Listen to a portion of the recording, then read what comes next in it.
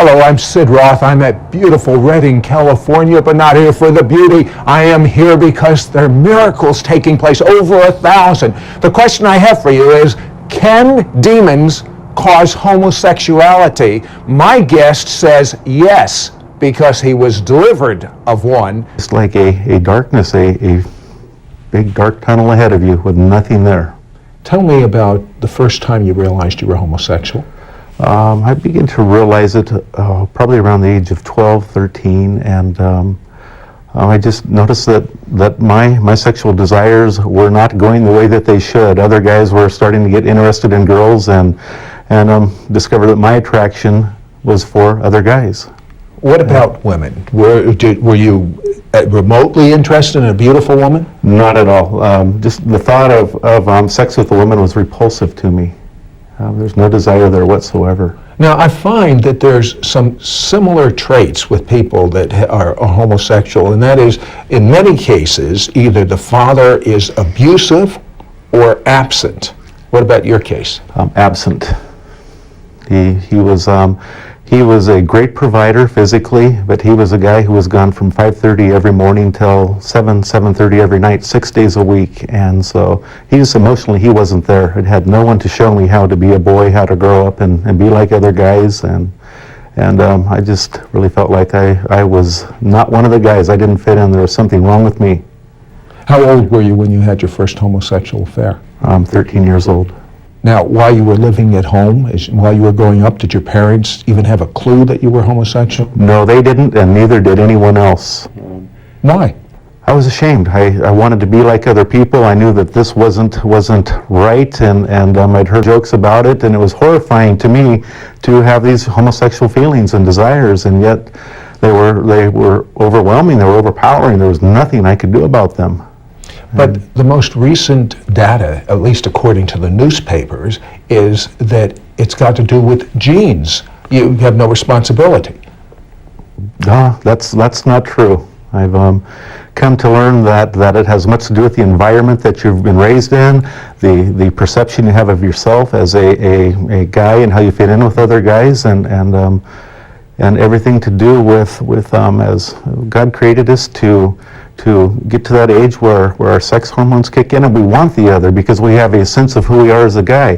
That was never developed in me. I didn't feel like I belonged. I didn't feel like I fit in.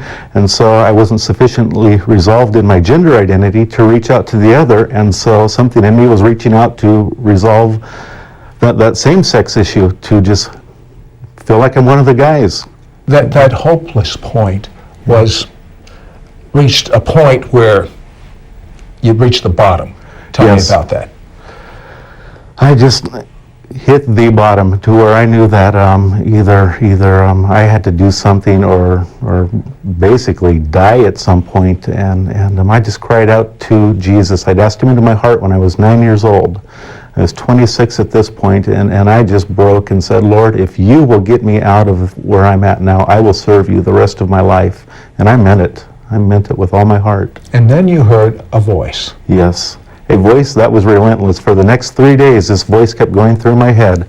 Call your dad. Call your dad. Did you? Well, it took me 3 days, but yes, I did. After on the third day, I finally gave in and called him. Slow learner. I was ashamed. So you called your dad. Did you tell him the truth? Yes. I told him that I was just rock bottom. I needed help. And he had me here in Redding that afternoon. I was in Dallas, Texas at that time, and he had me here that day. The next day I was working for him, and I didn't know I'd be working with a pastor 8 hours a day, 5 days a week. What happened to your drug addiction? I stopped. I just had the ability to stop. I'd use drugs every day from the time I was 15. No, wait. There's withdrawal. No. Yes, there was no withdrawal. There was like a daily desire here, but it was not withdrawal. I would just, I'd go Jesus every time. And where did you stand with the homosexual part? Where did I stand with that? It was still there.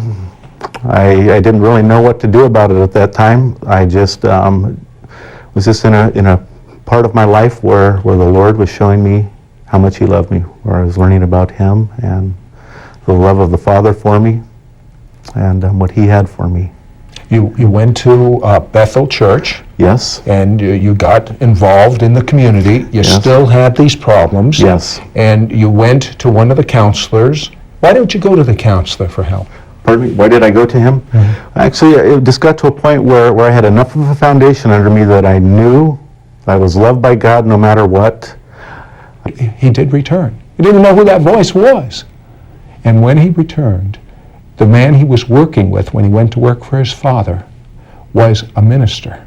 And this minister prayed with him. He got delivered instantly from drugs. No withdrawal. And he was able to abstain from homosexuality. However, it didn't stop. So anyway, I thought God all through the worship, the message. It got to the end of the message, and there was an altar call, and that altar call was, whatever the Lord is calling you to lay down, just lay it down where you stand and come up here and worship. And so I said, okay, Lord, I can do that easy enough. And I made sure I was about the 10th person up there, and I worshiped God. Didn't feel any different or anything like that. But that night when I went home and went to bed, there was something dramatically different, and that was that there were no homosexual feelings. Are you telling me that without you even walking up when he said that, you got set free? Absolutely. Absolutely. We serve a pretty awesome God. Yes, we do. So how did you feel when you realized those thoughts weren't there? It was like, I went, Lord, show me what you did. Jesus, what did you do? And I asked him that, and the next thing I know, there's this distorted-looking creature just coming out of nowhere. It looked like a distorted, little weird-shaped person, and just came out of nowhere and just hit me, and all of those desires and feelings were back instantly. And I just cried out to the Lord, no, Lord, no! And two other guys, all dressed in white, just came out of nowhere. And they just came, and they took hold of this thing, and off they went with him. It was like angels. Angels, yes. And one thing that I noticed is this thing was coming back, and as he hit me was the look of murder in his face. Like actually, that was on his way out. Excuse me. The look on his face was pure glee. Like, I get my gratification through you. I have you back, and I will be gratified, and I will have all of my gratification in you and through you. And on his way out, I could see those eyes, and they were pure murder. Like this thing wanted me dead, and it was mad that it was on its way out. And the angels just took this thing out and away, and the next thing I know, I'm standing before Jesus, and he's on the cross, and he looks up at me and says, Ken, just lay it down. There is nothing that my blood won't cover. And to this day, I couldn't tell you whether this was real or a vision, but to me, it's as real as I'm looking at you right now. It was that real. I believe it was real. I believe you saw into the spirit realm. Mm-hmm.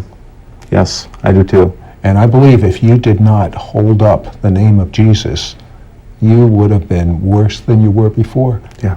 But after that word of knowledge, yes, after that experience, those thoughts, tell me about them. They weren't there any longer.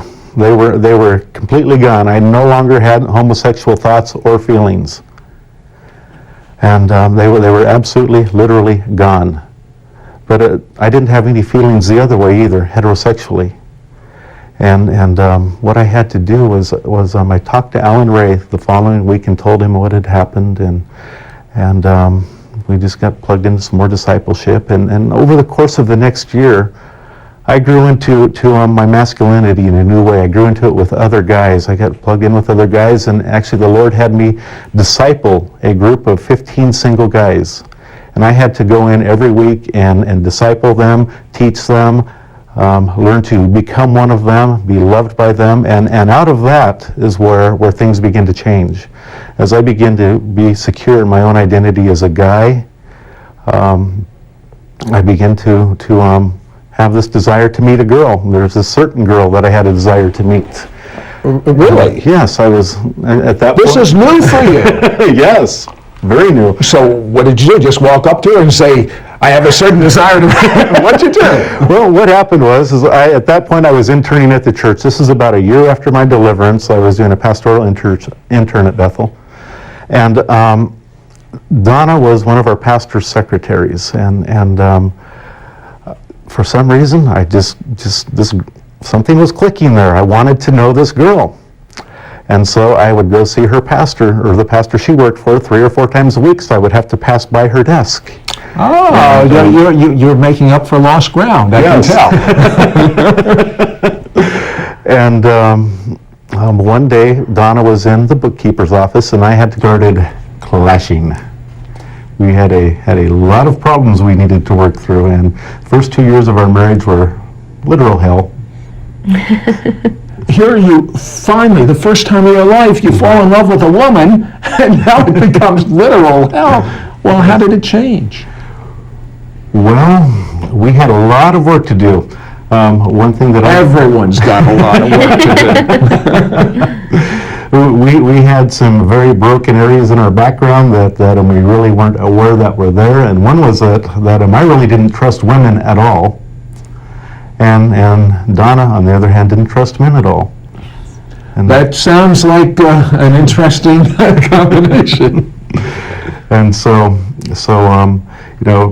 due to my background, my homosexual background, there were a lot of places where I was just kind of a boundaryless individual with other women. Just talking to them, there weren't any boundaries there, and that I really hadn't then and still don't have now a general attraction for the opposite sex. It's all centered right here, and so I didn't see these needs for boundaries. I didn't understand that there needed to be tension between a man and a woman, and that just scared Donna to no end. So Donna, what'd you think about that? He reminded me of the men of my past. I had not good experiences with men, and so I was really fearful and not trusting. And what did God show you to do? He showed me, first of all, that I needed to have boundaries between myself and women, that there are natural boundaries between men and women, that there's a tension there that should be there, and believe me, I learned about that tension real quick. And then the Lord told me, Ken, you cover her and you protect her.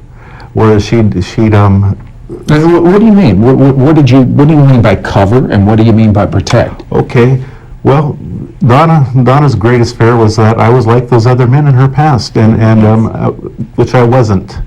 And so I did not understand her fears, her emotions, and instead of responding there with, oh, I see what you're feeling, I understand that, let me protect you here, this place where you're vulnerable, I lashed out at her. I saw her as someone attacking me, calling me bad, and I lashed out, and it was almost a setup. Yes. I mean, the devil said, well, I launched him to the homosexual spirit, now I'm going to get him into a divorce. Yeah, exactly. And it was that bad. It was tough.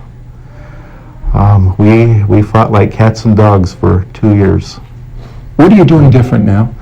I'm covering my wife. I am being the man that she needs me to be. I understand that she has a heart and vulnerabilities and emotions that I need to protect. And first and foremost, that's my heart, is to cover her and protect her vulnerabilities as a woman. Give me an example. Okay. How do you protect, and if it's not going to be too personal? No, it's not. There are areas where we have guys, a lot of times women will come in and will think they're all emotional, and what they have to say has, it's not all that important. It's just all that feely woman stuff. And actually, it's a very important part of who she is. And to cover her and protect her there is to mean that I hear her there, I don't ridicule her there, but I love her there, and I give credence to what she has to say. How did you learn how to do this? Because it had to be learned. It had to be learned, and it was actually a God thing there. It's, much of what I've learned coming out of homosexuality is I had to go back to God's original intent for man and woman. And in that I learned that there's a natural complementarity that God intended for men and women, and that in most men and women that has been broken, and there's a hostility between the sexes, and so it was out of that foundation that I had there that the Lord had given me, that things that I had learned that I knew that I have to learn how to cover this woman and love her right. I want you to make one suggestion to a husband that has marital problems right now that's viewing us? One suggestion. One suggestion? Yes.